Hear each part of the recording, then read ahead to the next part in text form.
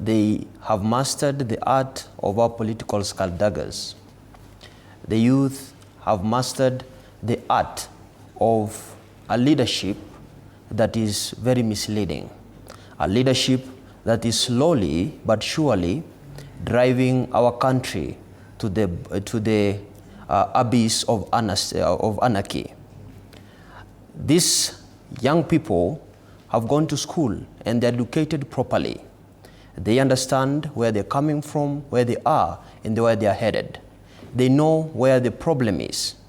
That's the reason as to why, as one poet says, that they are the pot that is boiling, and they are the steam that must escape.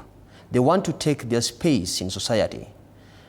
Now that the leadership, the politicians who have been given the privilege to lead are blind, they are deaf, they have decided to go to the streets so they can air their grievances in a manner that the government understands. The same government has abducted them, it has killed them, and this has happened for many years. Now, on the 25th, they come back to the streets so that they can commemorate those who died in the 25th protest of last year.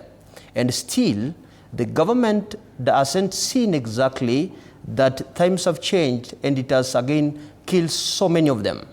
Now, this is my message. The legendary Francis Mbuga says in his book, The Betrayal in the City, that when the madness of an entire nation disturbs a solitary mind, it is not enough to say that man is mad, that person is mad. The youth are disturbed by the current standing of the country.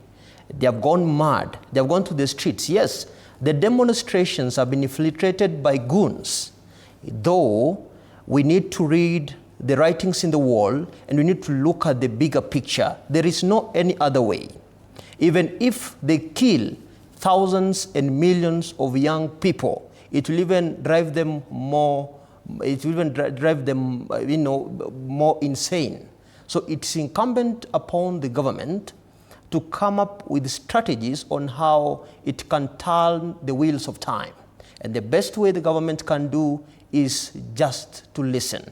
Because from where we are standing, the government is not listening. The government is deaf. Yesterday, I watched the CS Murkomen,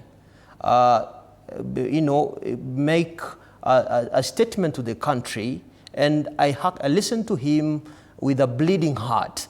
I anticipated him to start first by acknowledging the fact that we have lost young, innocent people.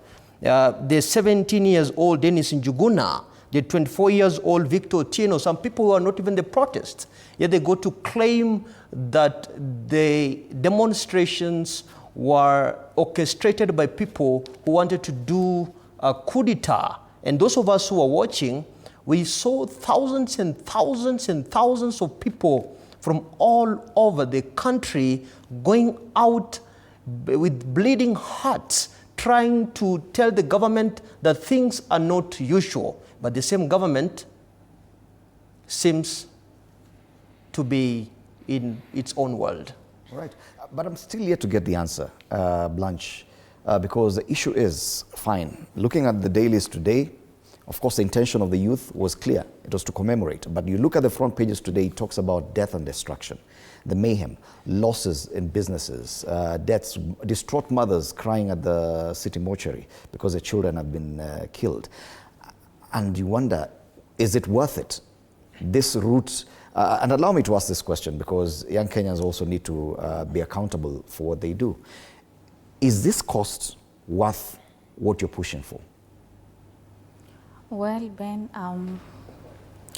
my name is Wangoi from Ongata Rongai, a youth, and let me say,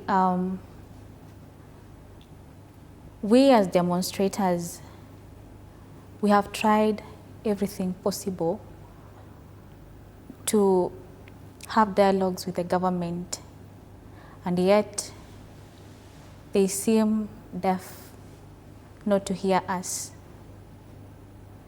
It is not our intention to result to this, but again, we must be heard. The policy reforms must be done. The overtaxation must be reduced. It is not our wish to come out in the streets and demonstrate and put us at a risk of losing lives. But again, the silence to all this poor governance is more dangerous than actually the fear that we have, because we are fearful. But again, we are so hopeful that at least the government will hear us. They will put our opinions into action. And actually the solution lies with them. They know what they must do. Mm-hmm. But listening to CS Murkomen, do you think they're listening? Do you think they understand where you're coming